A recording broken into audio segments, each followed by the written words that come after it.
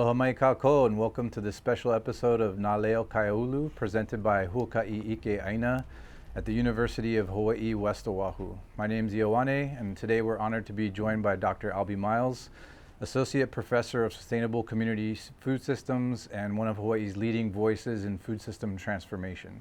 Dr. Miles has worked for over a decade building pathways for education, policy, and community partnerships that advance food sovereignty, sustainability, and resilience across our islands. In this conversation, we'll explore the story behind the annual Hawaiʻi Food System Summit, its origins, purpose, and the collaborative vision shaping Hawaii's future. Aloha, Albie. Aloha. Welcome. How are you doing? Thank you. Thank you for having me. Great. Yeah, just was wondering, for those who don't know you yet, could you briefly describe, introduce yourself and describe the work you're doing in Hawaii's food systems? Sure. Albie Miles. I'm an Associate Professor of Sustainable Community Food Systems at UH West Oʻahu, and I direct the new Miles Center for Sustainable Island Food Systems at the University of Hawaiʻi system. I'm originally from California. I did all my undergraduate and graduate work in California in the University of California and State University system. And my background is agricultural ecology and environmental science. And as an academic, I'm very interested in the environmental science of food and agricultural systems and how we can transition what the current model of food and agriculture, which is inequitable, it's driving negative public health and environmental externalities. How can we move toward sustainability? So I moved to Hawaii about 12 years ago to start the Sustainable Community Food Systems program, and from there we've elaborated a whole bunch of initiatives that I think we'll talk about in this conversation. And could you talk a little bit to what first motivated you to get into this kind of work here? This may be familiar to you, Ioane, is when I was a college student, I took an environmental ethics class that really shaped my worldview and helped clarify my worldview. And it was an important moral compass for me. And as a result of my commitment to kind of moral issues in human society and what I think are our moral duties to the non-human world, I began really looking at agriculture as this profound driver of negative outcomes. And I thought that if I could dedicate my career to trying to change some of the negative outcomes in food and agriculture, I could help solve for a whole bunch of key challenges simultaneously. So that's why I ultimately trained my lens on environmental science and applied to food and agricultural systems.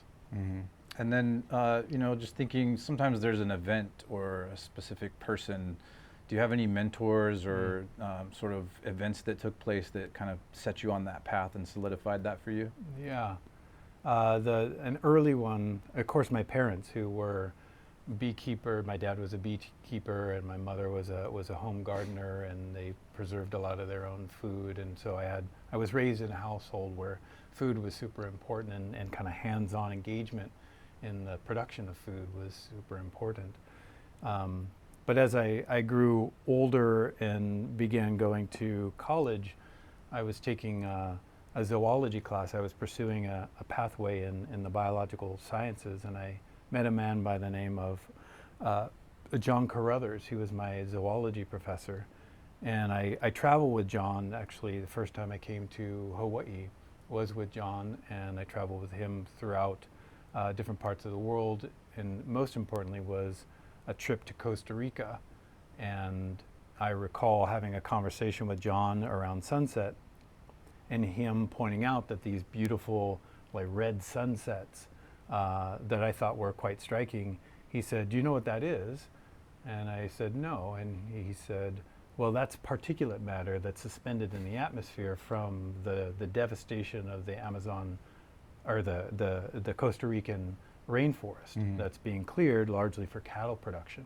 Oh, wow. And so that began, my thinking about how can we change the way that we relate to the natural world, and importantly, how can we change the way that we do agricultural systems and do them in more sustainable ways. Hmm. And so that first trip to Hawaii before the Costa Rica episode, was that your introduction to Hawaii, or what actually brought you to Hawaii to work on food systems?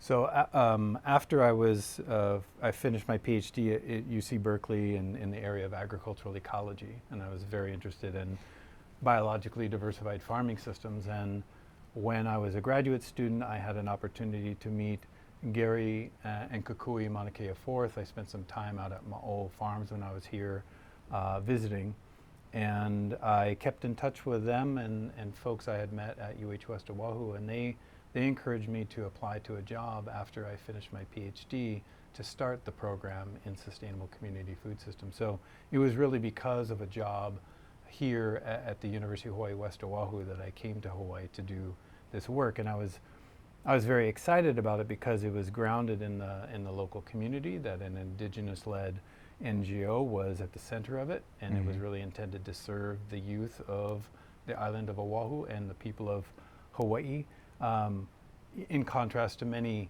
academic programs where the university and university faculty members and their research is somewhat suspended from the local community. So because of the way that it was framed to me and presented to me as grounded in the community, that was very exciting, and that it was really presented as an opportunity to build out a truly interdisciplinary or transdisciplinary program that looks at the food and agricultural system from different disciplinary angles. And so that's what I hope we've been able to achieve over the last 10 years. Yeah, and you know, I noticed, I think a lot of people's stories, Hawaii has a profound effect on the way people see things. Just wondering, how has your experience living in Hawaii and working in food systems, if at all, changed your approach to working in food systems? It's been a huge shift, because I went through a series of academic institutions where academics were largely removed from the community, and a lot of their work remained largely theoretical. And I have an orientation to doing my academic work that is really applied. You know, the research that I do, I hope, leads to meaningful policy change. You know, and how I train students is to think about themselves as agents of change.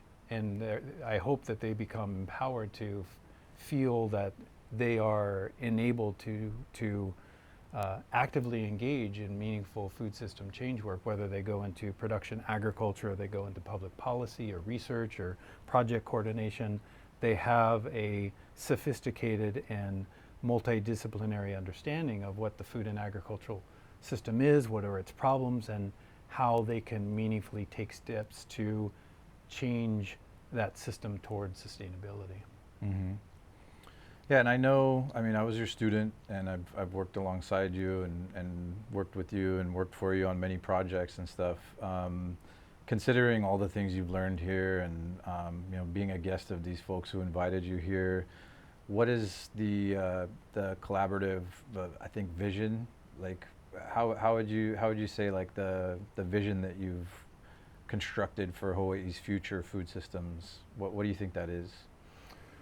Well, I think I'd go back and maybe add a few additional details from your previous question, and I'll get to that. Is, you know, I see my work much less in terms of like ivory tower. I'm an academic and I do this theoretical research. I see what I'm doing is very much oriented toward systemic change, and that systemic change is not something that I lead personally. It's something I contribute to alongside a wide group of stakeholders who have different levels of expertise and roles and responsibilities in the food and agricultural system. So I feel like I'm a contributing collaborator in a complex network of, you know, system change agents. And so I think one of the other elements that I'll mention is moving to Hawaii. You know, there's a very different relationship that people have and set of expectations people have about how you show up in community. And it taught me a lot about how I do my work, and I think I am far more collaborative and community focused and interested in actively engaging a diverse set of voices than I originally conceived of myself doing in higher education. And so I think Hawaii culture has been hugely influential in terms of how I do my work and have it be very horizontal and participatory and collaborative. And I still play my role as a researcher and as an educator and a content expert in certain areas. Sure. But when it comes to translating that into real world action with the intention of it being oriented toward change, then you have to do that in the community and in collaboration with a wide range of people. For sure. Yeah, and one of the things that we wanted to talk a lot about today is the annual Food System Summit. Could you explain the origins of that, how that came to be? Yeah. So the Hawaii Food System Summit is about 3 years old now, and the intention behind the summit is that we convene a diverse set of stakeholders, people who work in different aspects of the food and agricultural system. And there is an existing Hawaii Ag Conference that happens periodically. And what I wanted to do was have a convening that talks about other aspects of the food and agricultural system that may be missing from some of those more agricultural production focused convenings. And so in the last 3 years, we've really focused on key themes. Last year was focused on zero hunger in Hawaii, realizing zero hunger in Hawaii, kind of analyzing chronic household food insecurity in Hawaii and what are some of the policy solutions for addressing that. And this year, the Food System Summit is on food system resilience and disaster preparedness. So each year we identify a theme, and we bring all these folks together. Usually that's about 150 to 200 people. And the intention is to better understand what are some pressing issues in the food and agricultural system of Hawaii, hear from a wide range of stakeholders, content experts, and public policy makers. How are we needing to address this issue more systemically, and what are the potential policy instruments that might be effective in addressing some of these issues like chronic household food insecurity? So we've done this over the last 3 years with original funding from the U.S. Department of Agriculture and the W.K. Kellogg Foundation that have supported the initiative called Transforming Hawaii's Food System Together. They are the host of the event, and in the last couple of years it's been at UH West Oʻahu, and this year we're having it at the Wahiawa Value-Added Food Processing Center. And so the themes that you're talking about for the Food System Summit, would you say those are sort of like the recognized gaps that you were identifying in the conversation in food systems as a whole in Hawaii? Yes, to a certain extent. I do not know of any conference that's been held on chronic household food insecurity in Hawaii, so we're really trying to do a deeper dive into some of these issues that haven't been adequately addressed, in my opinion. And this year's theme on food system resilience and disaster preparedness is really the first time, to my knowledge, that we're bringing such a diverse set of stakeholders together, from government officials to agency leads to food access coordinators, academics, and NGO leadership, to figure out how can we build greater resilience and disaster preparedness in the food system of Hawaii, knowing that we face a wide set of kind of systemic vulnerabilities that could really lead to a crisis when and if a significant disaster occurs again in Hawaii. So who would you say the Food System Summit is geared towards addressing on the whole, or like across a set of players or folks in the community? So it's really oriented toward people who have kind of official roles and responsibilities with touch points on food and agriculture. So everyone from state policymakers, elected officials, senators in the Hawaii State Legislature, to agency leads at Department of Agriculture, Department of Health, Transportation, and so forth.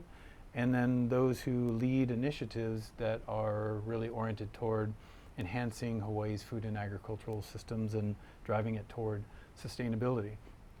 And the intention behind all this, Ioane, is that we need to better coordinate across the different actors in the system. Is there's been a lot of silos that have been unintentionally created, and I believe that our coming together kind of builds a stronger social network or social infrastructure that allows us to begin to tackle these protracted problems in more systemic and complementary ways. And so all these different folks in various aspects of the food system, when you're designing a summit like this, when you're ideating and putting it together, do you have specific sets of outcomes that you're hoping for each of these different groups to take away from each summit? Yes, great question. And so the way that we design the summit is similar to the way that I design my classes, and that is I start with a set of outcomes that we want the participants, whomever they may be, to walk away from the summit with. So we say at the end of the summit, we want participants to know or be able to do X, Y, and Z. They need to have an understanding of key points of vulnerability in the food system of Hawaii and have that inform their planning and policy work, right, as an example. And so we outlined at the very beginning, forming a 16 plus person steering committee, we identified a set of essentially learning objectives or outcomes. And then we designed the summit agenda in working groups to realize those outcomes for the participants by the end of the summit. So it's kind of a reverse engineering process, starting with the objectives. And earlier you mentioned transforming Hawaii's food system together. Who are some of the other key partners that are all collaborating, who have in the past or are continuing to put together the summit? So the summit started off as a collaboration between the University of Hawaiʻi West Oʻahu and the Hawaii Public Health Institute. And since then it's grown into, there's about 30 sponsors this year, includes the College of Tropical Agriculture and Human Resilience, the KML Center for Sustainable Island Food Systems.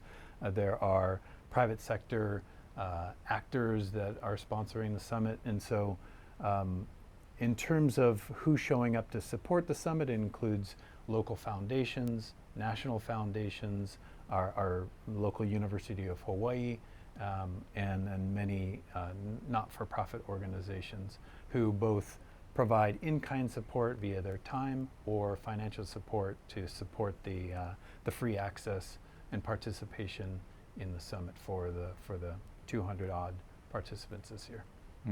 And how do you see all the strengths of these organizations in coming together being enhanced by this? A great question. And the way that I think about it is in the case of building food system resilience and disaster preparedness and responses, there is an existing emergency management system in Hawaii. And it is going to be put into effect if there is a significant natural disaster. And sometimes that kind of top-down system that will be operationalized can leave important actors out of an important response to a disaster. And so very specifically, I see the summit as bringing the people who are officially involved in emergency management and disaster preparedness and response alongside some of the NGOs and academics so we can better understand what each other does and come alongside them in appropriate ways so we can build a more robust and resilient food system and respond more effectively in the times of crisis. So without our really coming together, then we don't really understand as effectively what each other does, what our roles and responsibilities are, and how we can kind of fill the gaps that might be remaining in terms of how we might operate in the case of a natural disaster. Yeah, and you know, food systems is such a big word, really, all the different things that it encompasses. Like zeroing in on specific aspects of food systems, what role does policy play in the Food System Summit? So the way that we have designed it in the past is it's intended as an educational event with an objective of enhancing stakeholders' understanding of what are the public policy ideas that might be presented to the state legislature. So going back to the previous year on the theme of household food security, we spent a lot of time helping the participants understand, well, what is chronic household food insecurity? Mm-hmm. And what are its root causes? And who are the people, what are the demographics of the people who fall into chronic household food insecurity? And what are the potential solutions to chronic household food insecurity that often centers around limited income and household poverty? Mm-hmm. And so how are we going to solve that problem? And after those discussions, it helped people understand, well, what is the nature of the challenge that we face? What are the range of policy instruments that might come before the Hawaii State Legislature that we should be aware of? Mm-hmm. And so there's an opportunity to understand those policy ideas, and then participants are encouraged to weigh in throughout the legislative process, either for and against some of the policy ideas that they were introduced to at the Hawaii Food System Summit. Mm-hmm. And do you have any examples of specific policy or like funding issues that have kind of been at least a conversation started, or things being done to remedy those issues that have come out of the summit so far? Yeah, that's a great question. So the key example that I would point to is over the last 3 years, there has been a conversation around the need for Hawaii to engage in and develop a state-level food system plan. Because right now, we have a lot of conversations about the need for systemic change, but there's no blueprint to get from point A, where we're currently at, to point B, some more sustainable, equitable, resilient food system that we may envision. Mm-hmm. And so several years ago, we introduced the idea of a state-level food system planning process. It took several years for that to come into effect, but last year we passed a state bill, and it was signed into law as Act 239, requiring the formation of an interagency food system working group. Mm-hmm. And that working group is now in effect and is responsible for outlining a framework for a state-level food system plan. That's really exciting. I know that, I mean, just a few years ago, the concept of food systems wasn't even really understood at that policy level and in legislature. So it's a big win for food systems work. Yeah, it's an exciting development, and it's following in the footsteps of many continental states and regions that have been engaging in food system planning and policy making over the last 2 decades. And mm-hmm. so what we did in our process was actually study these other states and regions and their food system planning process, and constructed a bill to facilitate a process of Hawaii creating its own unique state-level food system plan. Mm-hmm. What's one of the ways that you've seen or been a part of making sure that local indigenous voices are being heard at these things? Sometimes that's lost in when folks are trying to put things like this together and do this work. How is that being approached in the Food System Summit? Well, each year there's always a part of our steering committee, part of our speaker lineup are Indigenous voices. So Native Hawaiians are involved in all aspects of the design and implementation of the Food System Summit. And importantly, I think one of the future themes of the summit will be on biocultural restoration in Hawaii. So we actively recruit and engage with Native Hawaiians to participate in the process of designing and implementing the summit. Mm-hmm. And then looking ahead, as this has been evolving and moving forward, what's your vision or what's your hope for future food system summits on scale, participation-wise, things like that? Over the last couple of years, as we've done this summit, we've averaged about 200 people at the summit, and it seems like the demand for this is growing. So we're over capacity at the current venue, and we have, as a matter of fact, 100 people on our waiting list. Mm-hmm. And our intention is to find a larger venue in future years so that we can accommodate the growing interest. And then in terms of the themes that we're addressing, is we want to go through what are the priority issues that we face in Hawaii. And so that can include everything from, as I mentioned, biocultural restoration to public health and nutrition to climate adaptation, biocultural restoration, and so forth. All of those are key themes that we want to eventually address. So the theme of the given conference is really broadly aligned with the United Nations Sustainable Development Goals, but grounded in local needs and frameworks. Sure. And that's being done for a number of reasons, I'm sure, but you know, it just makes me think of having sustainability goals for the future, having them align at larger levels just seems like the logical approach to doing this, right?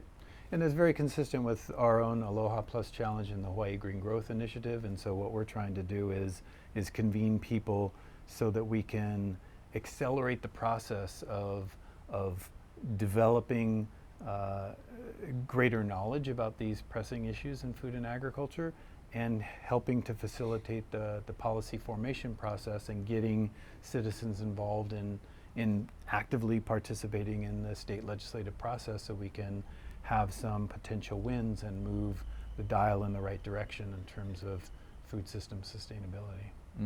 And considering the global landscape and the local as well, what do you think are the most critical steps for the next 5 to 10 years in food systems work? Oh, I think, you know, staying true to course around this, and ideally we have active engagement in the state level food system planning process, that it takes a fairly comprehensive and integrated approach, and we begin to roll out in subsequent years a range of integrated policy support mechanisms that allow us to promote human health and well-being, to meaningfully engage in biocultural restoration efforts across the islands, to truly build, you know, off of this year's summit and create the mechanisms and the infrastructure for greater resilience and disaster preparedness, knowing that there's going to be future shocks to the system. And so I feel that the food system planning process that's underway is going to be supported and informed by these annual food system summits, and some of the policy ideas that would emerge from them can eventually get integrated into the state level plan. Okay, well, we're wrapping up on time right now, so if you could just share how folks can become involved pretty quickly. And yeah, so Transforming Hawaii's Food System Together, that's the initiative, and we have a website. You can sign up for our newsletter there, and you can get regular alerts that inform you about public policy ideas, and distribute the newsletter to those who might be interested. And we'll be announcing, you know, the next Food System Summit and the theme in the coming months, and there'll be recordings available at our website for those who are unable to participate this year. Awesome. Thank you so much, Albie, You're for welcome. joining us You're today. welcome. Really appreciate it. Mahalo, everybody, for tuning in. On behalf of Huakaʻi, ʻIke, Aina, and University of Hawaiʻi West Oʻahu, mahalo, and we'll see you again. Auio.